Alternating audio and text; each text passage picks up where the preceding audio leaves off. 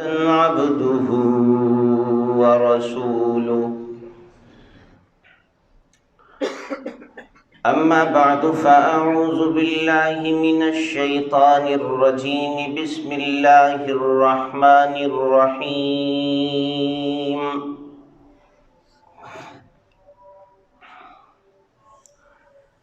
يا أيها الذين آمنوا لا تأكلوا الربا أضعافا مضاعفة واتقوا الله لعلكم تفلحون.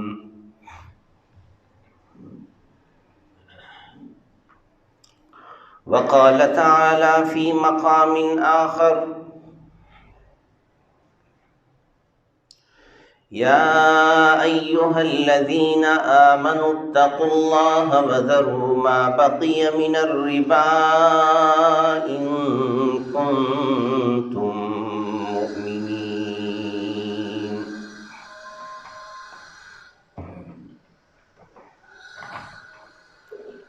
وقال النبي صلى الله عليه وسلم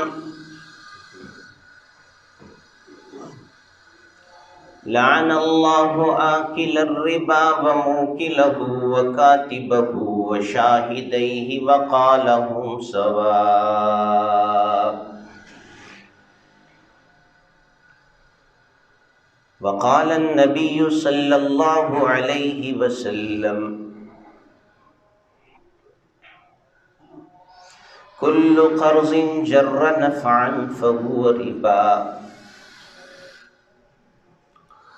صدق الله العظيم وصدق الرسول النبي الكريم. اللهم صل على محمد وعلى آل محمد كما صليت على إبراهيم وعلى آل إبراهيم إنك حميد مجيد.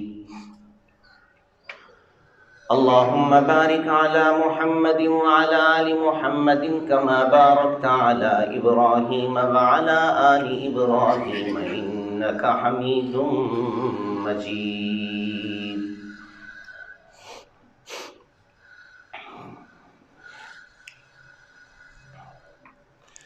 حضرات سامعین گرامی قدر، معزز حاضرین مجلس، آج کے جمعہ میں سود کے بارے میں قرآن کے احکامات اور نبی صلی اللہ علیہ وسلم کی ہدایات کے مذاکرہ کے علاوہ ہمارے معاشرے میں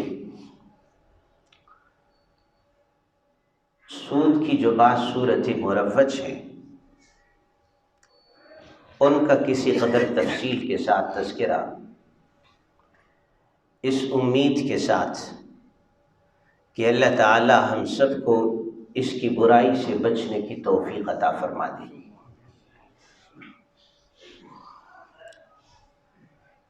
سود جسے عربی میں ربا کہتے ہیں،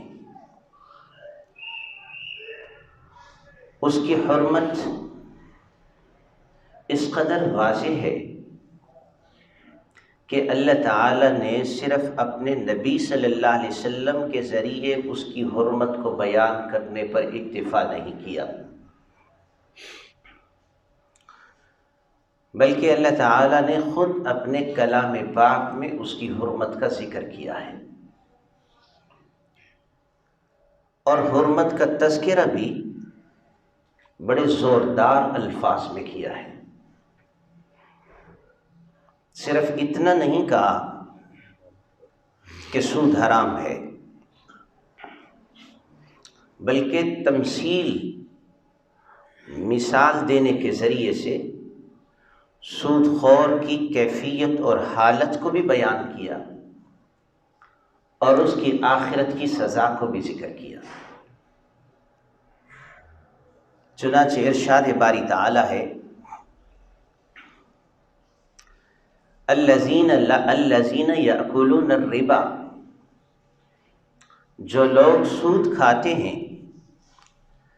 لا يقومون الا كما يقوم الذي يتخبطه الشيطان من المس، قیامت کے دن وہ اس طرح کھڑے ہوں گے جس طرح کسی شخص کو شیطان جن چمٹ کر باولا بنا دے اور اسے مخبوط الحواس کر دے، اسے خبتی بنا دے۔ ذالک بانہم قالوا، ان کو قیامت کے دن یہ سزا اس لیے دی جائے گی کہ ان کا یہ کہنا تھا انما البیع مثل الربا، جیسے سیل پرچیز اور خرید و فروخت حلال ہے، اسی طرح ربا اور سود بھی حلال ہے۔ وَأَحَلَّ اللَّهُ الْبَيْعَ وَحَرَّمَ الرِّبَا، حالانکہ اللہ تعالی نے تجارت اور اس کے ذریعے سے جو نفع کمایا جائے اسے حلال قرار دیا ہے، اور سود جسے ربا کہا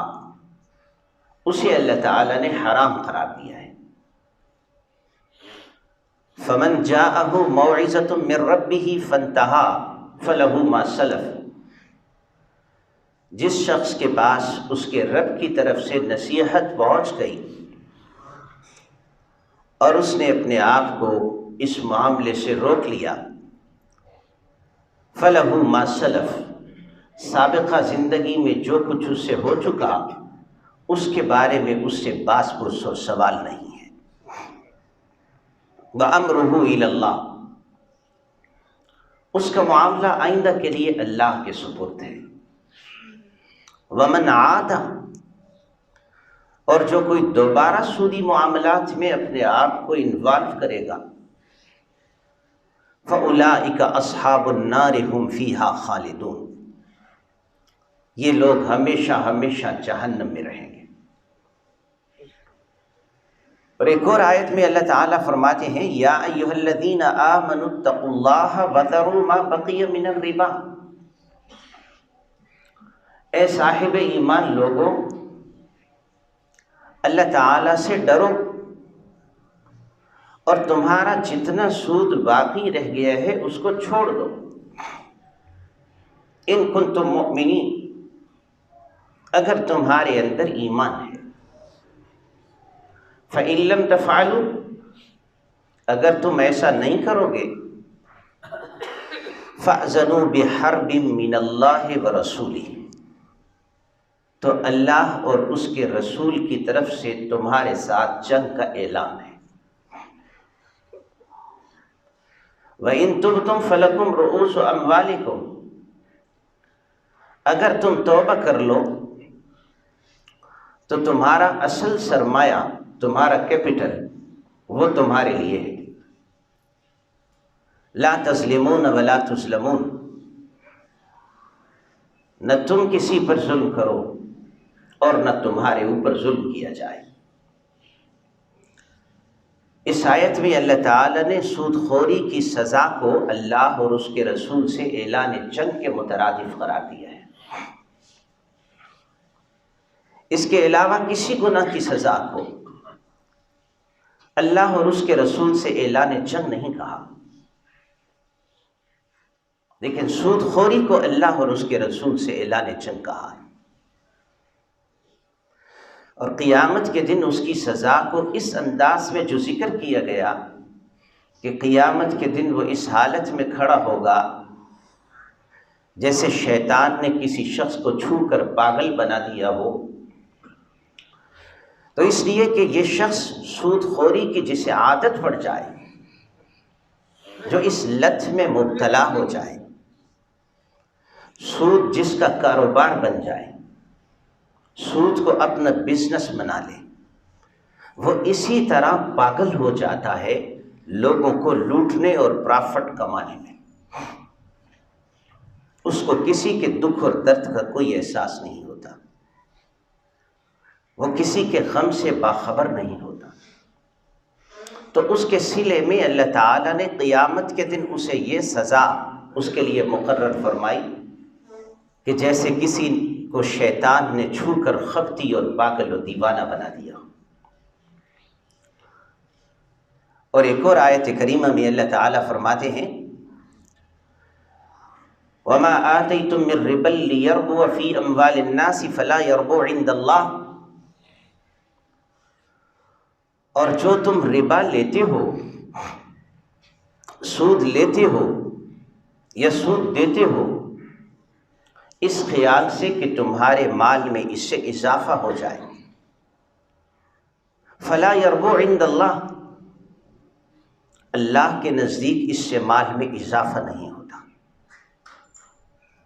مال میں بے برکتی آتی ہے، نحوست پھیلتی ہے۔ ان عاقبتہ تصیر الی قل، سود کا جو انجام ہے وہ کمی تک پہنچاتا ہے، تو مال میں بے برکتی آتی ہے، اضافہ نہیں ہوتا۔ وما آتیتم من زکاۃ تریدون وجہ اللہ، اور جو تم اللہ کے راستے میں زکوٰۃ ادا کرتے ہو اللہ کی رضا حاصل کرنے کی خاطر، تو فرمایا اللہ تعالیٰ اس میں اضافہ کرتے ہیں۔ ایسے لوگ ہیں جو حقیقت میں اضافے کرنے والے ہیں، تو کسی ایک مقام پر نہیں، متعدد مقام پر اللہ نے سود کی حرمت کو بھی اور سود کی دنیاوی مثال کو بھی اور سود کی اخروی سزا کو بھی مثال کے ذریعے سے ظاہر کر کے خود اس کی حرمت کو ذکر فرمایا ہے۔ اور اس کی حرمت کے متعلق جو احادیث مبارکہ ہیں، کوئی ایک دو روایات نہیں ہیں، بیسیوں روایات ہیں، جن روایات میں نبی صلی اللہ علیہ وسلم نے سود کی حرمت کو ذکر کیا ہے۔ چنانچہ حضرت عبداللہ بن حنظلہ رضی اللہ تعالی عنہ کی حدیث ہے، جسے امام احمد رحمۃ اللہ علیہ نے اپنی مسند میں روایت کیا۔ حضرت عبداللہ بن حنظلہ رضی اللہ تعالی عنہ فرماتے ہیں رسول اللہ صلی اللہ علیہ وسلم نے ارشاد فرمایا، جو شخص سود کا 1 درہم کھائے، 1 روپیہ، اس زمانے کا یہ روپیہ تھا، سود کا 1 درہم کھائے جانتے بوجھتے، تو اس کا گناہ 36 مرتبہ زنا کرنے سے بڑا ہے۔ اور ایک حدیث میں ہے رسول اللہ صلی اللہ علیہ وسلم نے فرمایا کہ جو انسان اپنے محارم کے ساتھ، جیسے کہ مجوس کے ہاں اس بات کی کوئی پابندی نہیں، مجوسی اپنی بہن کے ساتھ بھی نکاح کر لیتے ہیں، اپنے محارم کے ساتھ نکاح کر لیتے ہیں، تو آپ صلی اللہ علیہ وسلم نے فرمایا سود جو ہے یہ اپنے محارم بلکہ اپنی ماں کے ساتھ انسان اگر غلط کام کرے اس سے زیادہ بڑا گناہ ہے۔ اور رسول اللہ صلی اللہ علیہ وسلم نے فرمایا لعن اللہ آکل الربا وموکلہ وکاتبہ وشاہدیہ وقال ہم سواء، اللہ تعالی نے لعنت فرمائی آکل الربا، جو سود کھا رہا ہے، کسی کو پیسہ دیا اور اس کے اوپر اضافی سود لیا، یہ سود کھا رہا ہے۔ آپ صلی اللہ علیہ وسلم نے فرمایا سود کھانے والے پر بھی اللہ کی لعنت، وَمُوكِلَهُ، اور سود کھلانے والے پر بھی اللہ کی لعنت۔ سود کھلانے والا کون ہے؟ جیسے کوئی شخص کسی بینک سے انٹرسٹ بیسڈ لون لیتا ہے، تو بینک کو وہ سود کھلا رہا ہے، اور اگر کسی کا سودی ڈپازٹ ہے بینک میں، اس نے ایسا اکاؤنٹ اوپن کروایا ہے جس اکاؤنٹ کے اوپر بینک اس کو انٹرسٹ پے کر رہا ہے، تو یہ شخص سود کھا رہا ہے۔ بعض آدمی یہ سوچتے ہیں کہ ہم سود کھاتے تو نہیں نا، ہم تو دیتے ہیں نا۔ دینا بھی گناہ ہے، لینا بھی گناہ ہے۔ جیسے رشوت دینا بھی گناہ ہے اور رشوت لینا بھی گناہ ہے، اگرچہ لینے والے کا گناہ بڑا ہوا ہے، اسی طرح سود کھانے والے کا گناہ بڑا ہوا ہے، لیکن سود کو کھلانا بھی گناہ ہے اسی طرح جس طرح سے سود کھانا گناہ ہے۔ تو آپ صلی اللہ علیہ وسلم نے فرمایا لعن اللہ آکل الربا، بڑی واضح حدیث ہے، بخاری اور مسلم کی روایت ہے۔ آپ صلی اللہ علیہ وسلم نے فرمایا اللہ نے لعنت کی ہے سود کھانے والے پر، وموکل الربا، اور سود کھلانے والے پر، وکاتبہ، اور سود کا حساب لکھنے والے پر، وشاہدیہ، اور سود پر گواہ بننے والے پر، وقال ہم سوا، اور آپ صلی اللہ علیہ وسلم نے فرمایا گناہ کے اعتبار سے یہ سب برابر ہے۔ تو کوئی یہ نہ سوچے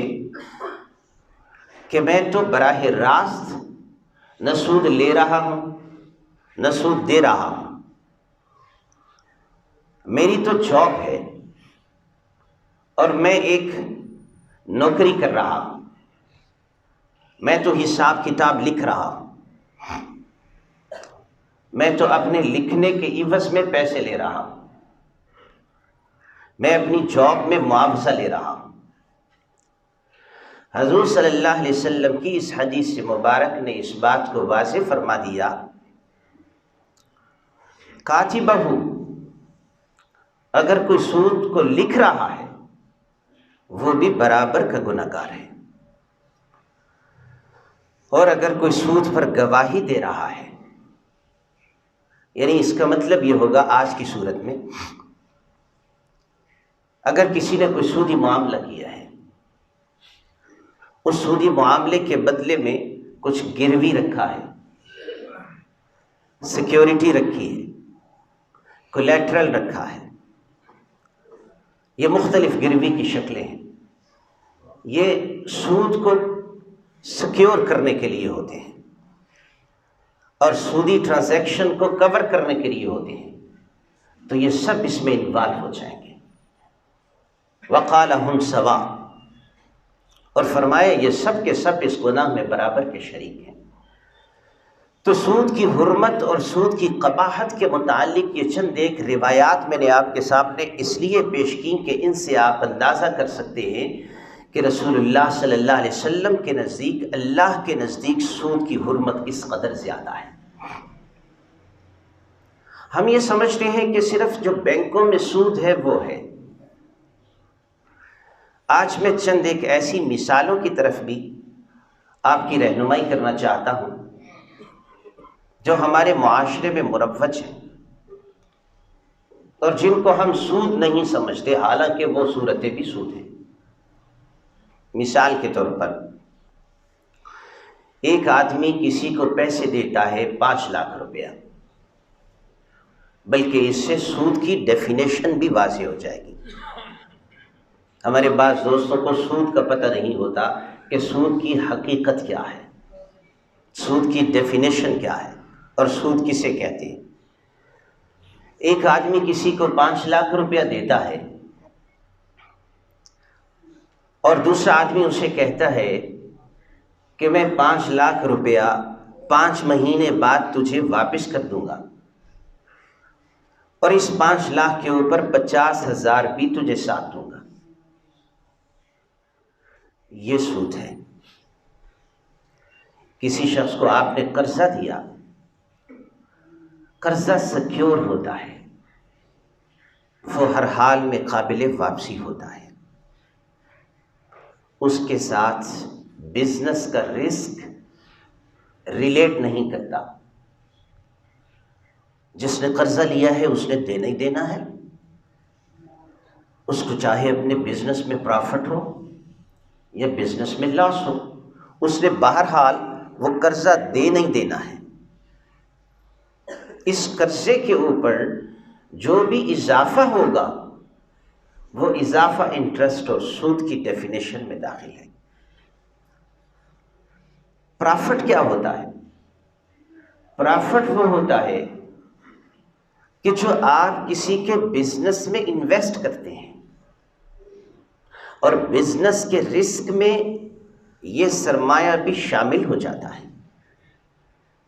آپ اس کے نفع میں بھی شریک ہوتے ہیں اور اس کے نقصان میں بھی شریک ہوتے ہیں۔ اگر آپ بزنس کے نفع میں شریک ہونا چاہیں اور نقصان میں شرکت نہ کریں تو آپ جو بھی پرافٹ لیں گے وہ سود ہے، اور اگر آپ بزنس کے پرافٹ کے ساتھ ساتھ بزنس کے نقصان میں بھی شریک ہو جائیں تو پھر نفع نقصان کی بنیاد پر جو پرافٹ لیا جاتا ہے وہ نفع ہوتا ہے، وہ جائز ہوتا ہے، وہ حلال ہوتا ہے۔ اس کو سادہ لفظوں میں ایک اور انداز سے میں آپ کے سامنے رکھتا ہوں تاکہ آپ میں سے اگر کسی نے کوئی معاملہ کیا ہے تو اس معاملے کی اصلاح کر لے۔ ایک آدمی نے 1,00,000 روپیہ دیا دوسرے کو، تو یہ سود ہوگا کہ مجھے 1,00,000 پر 2,000 دے دینا، مجھے 1,00,000 پر 5,000 دے دینا، یا مجھے اپنے بزنس میں تم 1,00,000 انویسٹ کر لو، اس 1,00,000 کی پرسنٹیج اور ریشو کے ساتھ مجھے نفع دے دینا۔ یہ سود ہے۔ سود سے کیسے معاملہ نکلے گا؟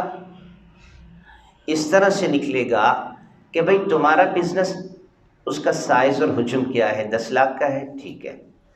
یہ 5,00,000 میرا ڈال لو، تمہارے بزنس میں جتنا بھی نفع ہو جائے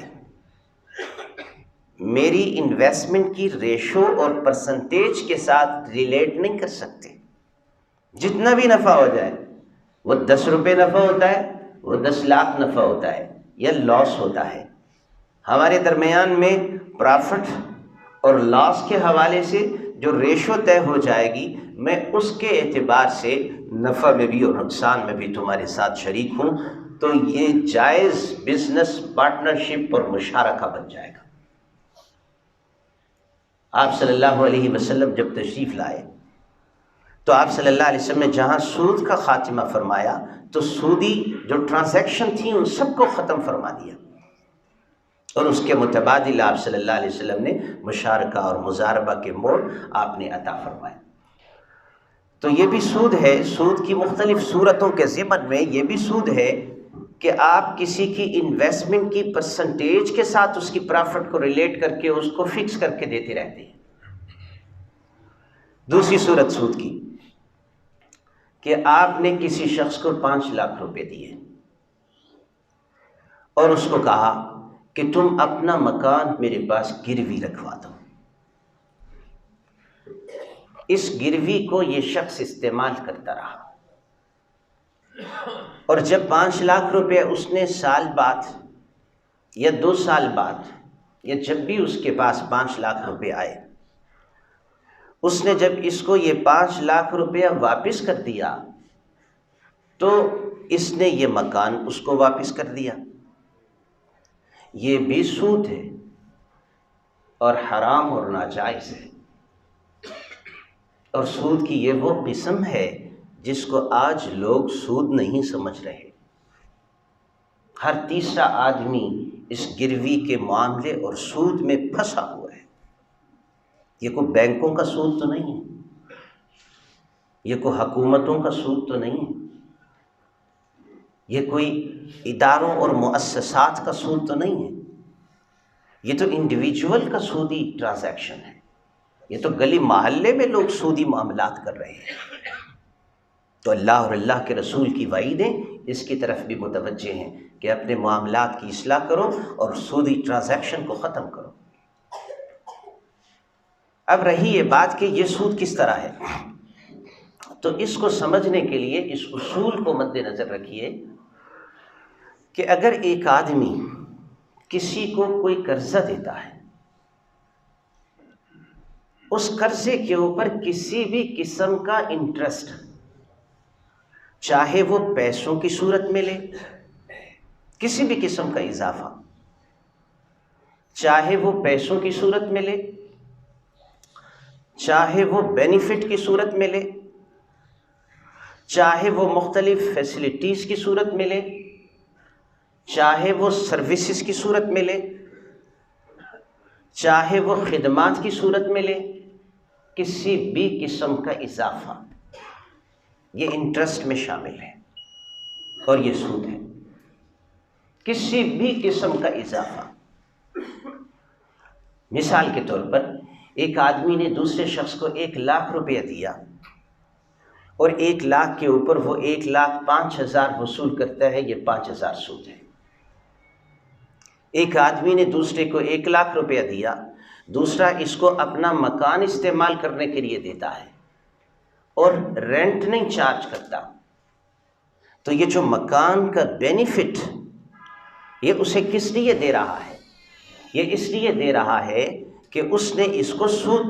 اس کو قرضہ دیا ہوا ہے، تو یہ بھی انٹرسٹ میں شامل ہے۔ ہمارے بعض ساتھی بڑے سادہ لوگ ہوتے ہیں، وہ سمجھتے ہیں کہ ہم نے تو بینک کے اندر کرنٹ اکاؤنٹ کھلوایا ہوا ہے، ہم تو سود نہیں لیتے جناب، ہمارا تو بینک کے اندر کرنٹ اکاؤنٹ ہے۔ پہلی بات تو یہ ہے کہ اگر کسی سودی بینک کے اندر کرنٹ اکاؤنٹ ہے تو بینکوں کے اندر جتنا بھی پیسہ ہوتا ہے، بینک کا جو ٹریئری ڈپارٹمنٹ ہوتا ہے، جو خزانہ ڈپارٹمنٹ ہوتا ہے، وہ ڈیلی بیسس پر بلکہ گھنٹوں کے حساب سے اس سے آگے سود کما رہا ہوتا ہے، اور بینکوں کی یہ کوشش ہوتی ہے کہ ہمارا کرنٹ اکاؤنٹ زیادہ ہو جائے اور ہمارا سیونگ اکاؤنٹ کم ہو جائے۔ اس کے لیے وہ مختلف آفرز دے رہے ہوتے ہیں اپنے جو امپلائی ہوتے ہیں ان کو بھی، کہ تم اگر کرنٹ اکاؤنٹ کا اچھا ڈپازٹ لے کے آؤ گے ہم تمہیں موبائل دیں گے، اور اسی طرح جو کرنٹ اکاؤنٹ میں پیسے زیادہ رکھواتا ہے اس کو بھی بینک مختلف آفر دے رہے ہوتے ہیں۔ اس کرنٹ اکاؤنٹ کے اوپر وہ آن لائن فری کر دیں گے، وہ اے ٹی ایم فری کر دیں گے، وہ بینک ٹرانزیکشن فری کر دیں گے، وہ وڈرال فری کر دیں گے، وہ ڈرافٹنگ فری کر دیں گے۔ یہ مختلف فیسلٹیز وہ کس لیے دے رہے ہیں کہ اس نے ہمارے پاس قرضہ رکھا ہوا ہے۔ یہ طے شدہ شریعت کا اصول ہے کہ کسی قرضے کے اوپر اگر کوئی پیسوں کی صورت میں اضافہ لیتا ہے وہ بھی سود ہے، اگر کوئی فیسلٹیز کی صورت میں اضافہ لیتا ہے وہ بھی سود ہے، اگر کوئی منافع کسی اور صورت میں اضافہ لیتا ہے وہ بھی سود میں داخل ہے۔ بعض نوجوان یہ سوال کرتے ہیں کہ ہم اگر اپنے اکاؤنٹ میں جو کسی موبائل کمپنی کے ساتھ اوپن کیا جاتا ہے، اگر ہم اپنے اکاؤنٹ کے اندر ایک بیلنس کو مینٹین کریں، مثلا 1,000 روپیہ ہم نے کسی موبائل کمپنی میں اپنے اکاؤنٹ کے اندر بیلنس کو مینٹین کیا، تو وہ ہمیں فری منٹ دیتے ہیں، مثلا 30 فری منٹ دیں گے، ہمارا جو بیلنس ہے وہ مینٹین رہے گا۔ اگر ہم نے 1,000 روپیہ دیا ہوا ہے تو وہ 1,000 ہی رہے گا، لیکن اس کے اوپر 30 منٹ فری میں ملیں گے۔ مختلف کمپنیوں کی مختلف سروسز ہوتی ہیں، کچھ اس طرح سے فیسلٹی دیتے ہیں کہ فری منٹ آپ لے لو، تو یہ بھی قرضے کے اوپر سود ہے اور یہ لینا ناجائز ہے، اسی طرح حرام ہے جیسے کہ پیسوں کی مد میں اضافہ لینا حرام ہے، لیکن لوگ اسے حرام نہیں سمجھتے، ان کے مائنڈ میں سود کی ڈیفینیشن نہیں ہے، انہیں پتہ ہی نہیں ہے کہ سود حقیقت میں ہوتا کیا ہے۔ حضرت علی رضی اللہ تعالی عنہ کی روایت ہے، آپ صلی اللہ علیہ وسلم سے حضرت علی نے روایت فرمایا، رسول اللہ صلی اللہ علیہ وسلم نے فرمایا، کل قرض جر نفعا فہو ربا، ہر وہ قرضہ کسی نے دوسرے کو قرضہ دیا ہے، ہر وہ قرضہ جو اپنے ساتھ دوسرے کی طرف سے نفعان کوئی بھی نفع لے کے آئے، عام ہے، خواہ وہ پیسوں کی صورت میں اضافے کی صورت میں نفع لے کے آئے، خواہ وہ فیسلٹیز کی صورت میں نفع لے کے آئے،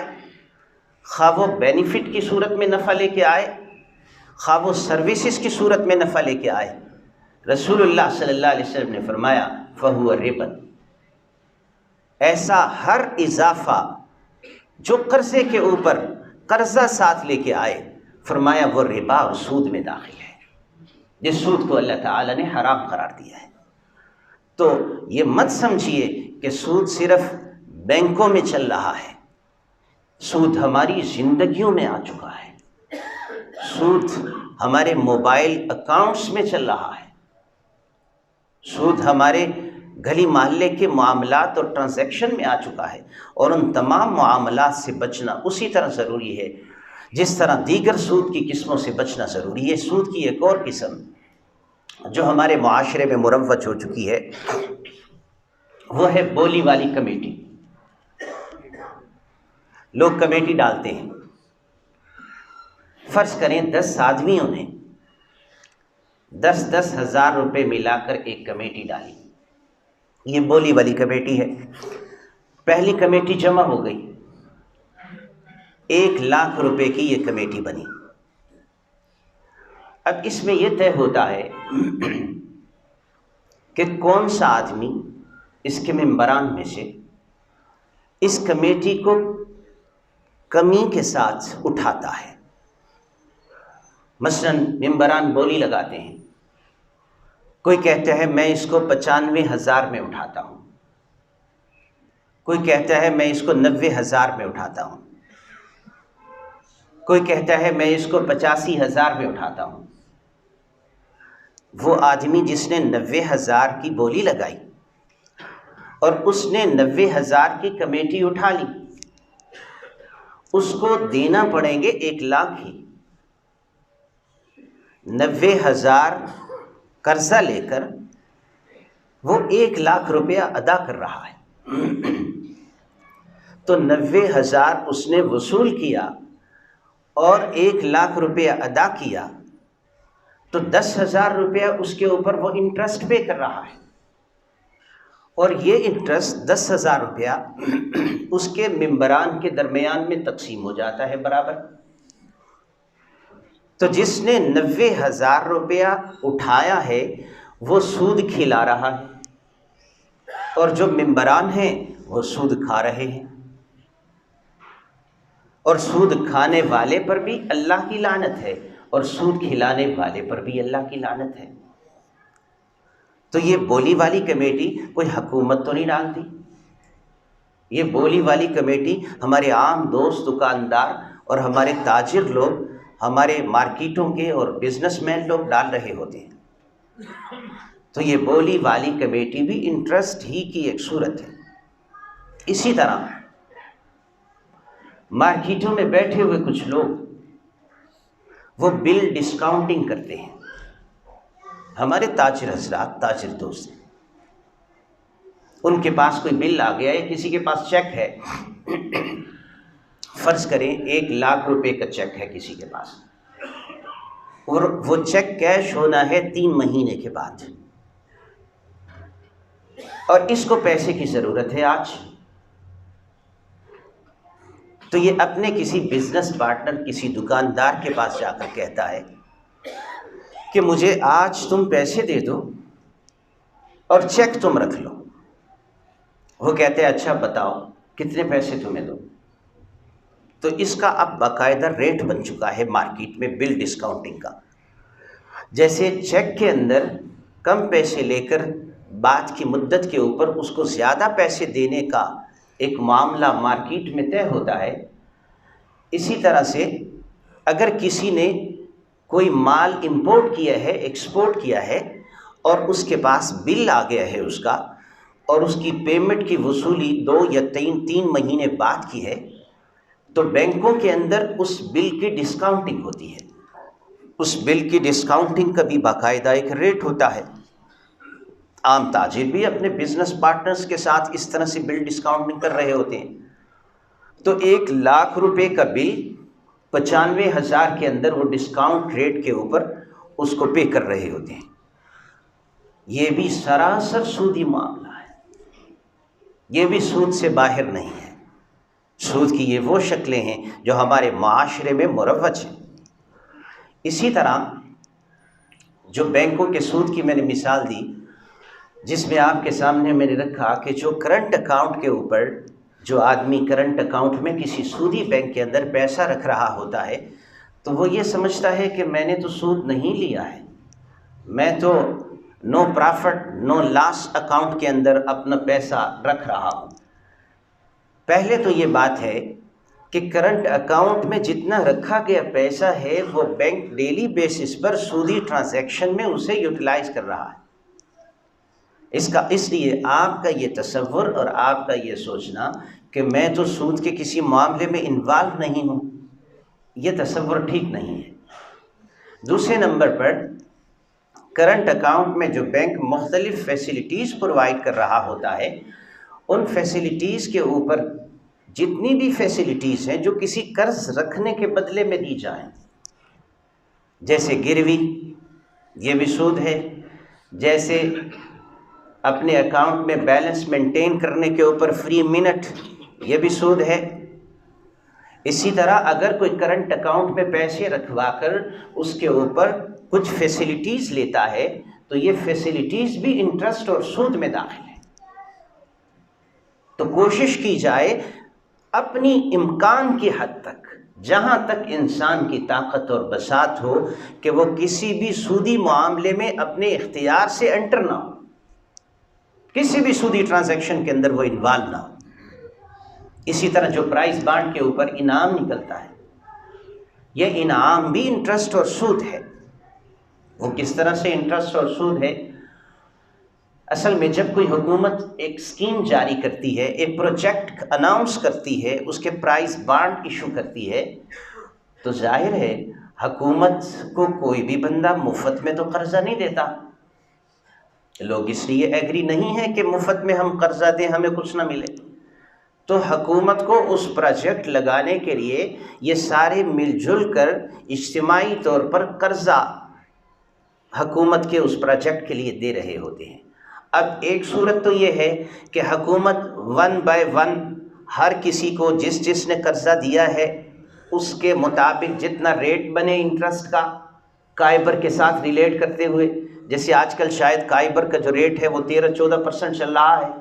تو 13-14% ہر شخص کو اس پروجیکٹ کے میچورٹی ڈیٹ کے اوپر پے کر دے۔ ایک صورت تو یہ ہے، اور یہ بینکنگ سیکٹر کا سود ہوتا ہے، جس میں ہر ڈپازیٹر کو اس کا جو اکاؤنٹ میں بیلنس ہوتا ہے اس کے مطابق ان کو ہر کسی کو سود پے کر دیا جاتا ہے جو سیونگ اکاؤنٹ ہولڈر ہوتے ہیں۔ دوسری جو پرائز بانڈ کی سچویشن ہوتی ہے اس میں یہ ہوتا ہے کہ ہر کسی کو الگ الگ سود تقسیم کرنے کی بجائے سود کو انعام کے ساتھ، قرعہ اندازی کے ساتھ تقسیم کر دیا جاتا ہے۔ سود بالکل اتنا ہی ہوتا ہے جتنا بینکنگ سیکٹر کا سود ہوتا ہے۔ اب بینک میں اگر کسی بینک کے 1 لاکھ ڈپازیٹر ہیں تو 1 لاکھ ڈپازیٹر کے درمیان میں فرض کریں اگر 1 کروڑ روپیہ پرافٹ ہوا ہے تو وہ ہر ڈپازیٹر کو اس کے حصے اور اس کے بینک ڈپازٹ کے مطابق ملے گا۔ لیکن اگر پرائز بانڈ ایشور کمپنی اس پروجیکٹ کے اوپر 1 کروڑ روپیہ، اسی طرح سے اس کی ریشو نکالی جاتی ہے کائبر کے ساتھ ریلیٹ کرتے ہوئے، تو اگر وہ ڈسٹریبیوٹ کرے گی تو وہ ہر کسی کو نہیں دے گی بلکہ وہ سب کو اکٹھا کر کے کچھ انعام کی صورت بنا دے گی اور قرعہ اندازی کے ذریعے سے تقسیم کر دے گی۔ حقیقت میں اسی طرح سے یہ کائبر بیسڈ انٹرسٹ ہوتا ہے جو کسی بھی اماؤنٹ کے اوپر اس کی ایک پرسنٹیج کے ساتھ ریلیٹ کر کے اس کو ادا کیا جانا ہوتا، تو یہ بھی انٹرسٹ کی ایک صورت ہے۔ اسی طرح جو انشورنس کرواتے ہیں ہمارے کچھ حضرات، لائف انشورنس، گاڑیوں کی انشورنس، جہاں پر آدمی پھنس جائے اور مبتلا ہو جائے اس کا حکم الگ ہے۔ جیسے تھرڈ پارٹی انشورنس، اگر آپ انشورنس نہیں کرواتے تو آپ گاڑی روڈ پر نہیں لے کے آ سکتے، تو یہ وہ انشورنس ہے جو انسان کے اوپر امپوزڈ ہے، اور جب امپوزڈ ہو جائے تو اس میں انسان پر سے گناہ اٹھ جاتا ہے۔ لیکن وہ انشورنس جو انسان اپنے اختیار سے کرواتا ہے، جیسے لائف انشورنس کسی نے کروائی ہے، اسی طرح دیگر جو انشورنس کی صورتیں ہیں مختلف اپنے اسباب سامان کی، باہر ممالک میں تو بہت زیادہ انشورنس ہے، ایک انگلی کی انشورنس بھی ہوتی ہے، ایک پورے کی انشورنس بھی ہوتی ہے۔ اسی طرح وہاں پر یہ بھی انشورنس ہے، اگر کسی کے گھر کے سامنے برف پڑی ہوئی ہے اور برف سے پھسل کر کوئی آدمی گر گیا ہے تو وہ اس گھر والے کے اوپر جرمانہ کر دے گا کہ اس نے اپنے گھر کے سامنے سے برف کیوں نہیں اٹھائی تھی، تو اس کو چاہیے کہ میرا جو نقصان ہوا ہے تو اس کا تاوان ادا کرے، تو وہ اپنے گھر کے باہر برف کی بھی انشورنس کرواتے ہیں۔ انشورنس ساری زندگی ان کی انشورنس کے اوپر آ گئی، میڈیکل انشورنس، فلاں انشورنس، تھرڈ پارٹی انشورنس۔ ہمارے ہاں بھی انشورنس کی مختلف صورتیں مروج ہوتی جا رہی ہیں۔ انشورنس میں انٹرسٹ کے ایلیمنٹ کے علاوہ اس میں قمار بھی ہے جسے جوا کہتے ہیں، اور اس میں غرر بھی ہے جسے غیر یقینی انسرٹینٹی، غیر یقینی صورتحال ہے کہ اس میں کوئی پتہ نہیں اگر موت واقع ہوتی ہے تو کتنا معاوضہ ملے گا، اور اگر موت واقع نہیں ہوتی تو کتنا معاوضہ ملے گا، اور اگر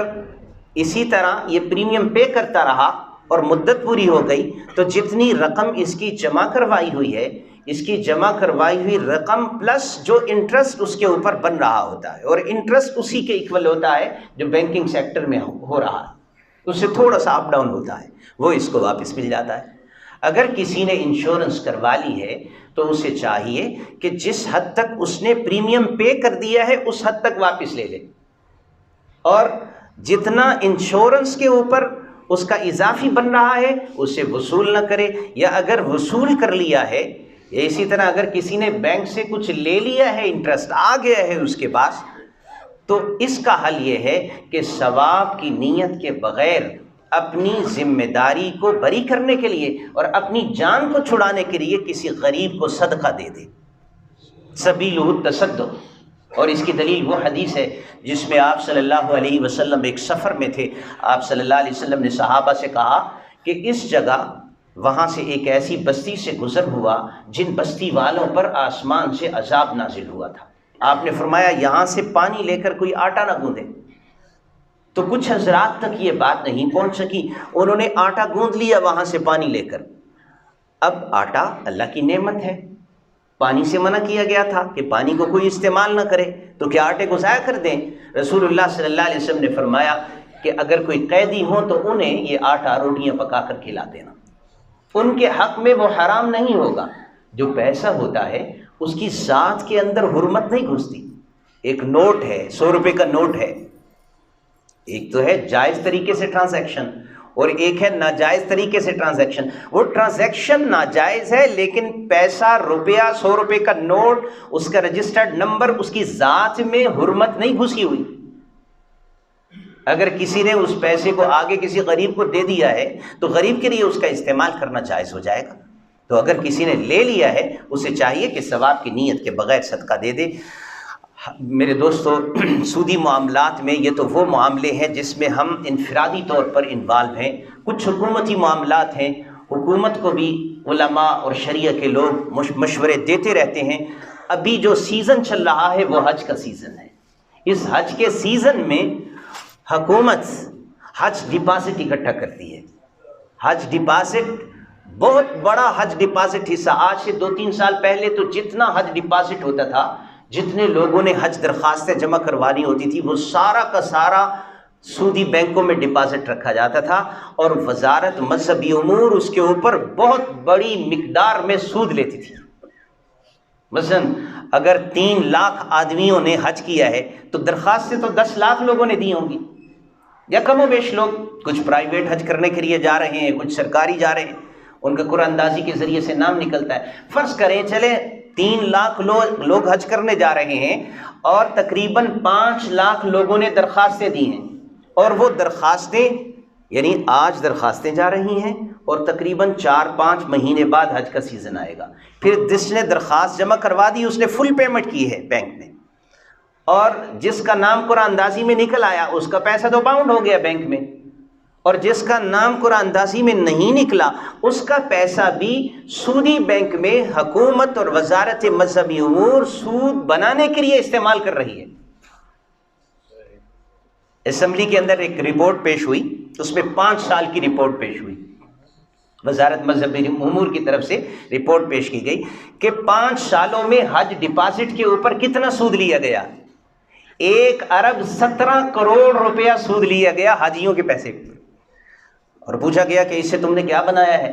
تو کہا گیا جی اس سے ہم نے ویکسینیشن کی ہے حاجیوں کی، اور کچھ پروگرام کیے ہیں حاجیوں کے لیے۔ قطع نظر اس سے کہ کس نوعیت کے یہ پروگرام تھے اور کیا ویکسینیشن تھی، اللہ ہدایت نصیب فرما دے، اور اللہ تعالیٰ ان لوگوں کو صحیح توفیق عطا فرما دے، ہمیں بھی توفیق عطا کر دے، ہمارے حکمرانوں کو بھی توفیق عطا فرما دے۔ ملائیشیا کے اندر حاجیوں کے پیسوں سے ایک پروجیکٹ تیار ہوا آج سے کوئی 60-70 سال پہلے، جس کا نام تھا تبنگ حاجی۔ حاجی جتنا ڈپازٹ کرواتے تھے اس کو وہ روٹیٹ کرتے تھے اور اس سے جائز طریقے سے پرافٹ اور بزنس کرتے تھے، جتنا پیسہ بنتا تھا وہ دوبارہ حاجیوں کو حج کرواتے تھے، اور اسی سے تبنگ حاجی سے ملائیشیا کا سب سے پہلا مرکزی سینٹرل بینک اسلام بنا ہے۔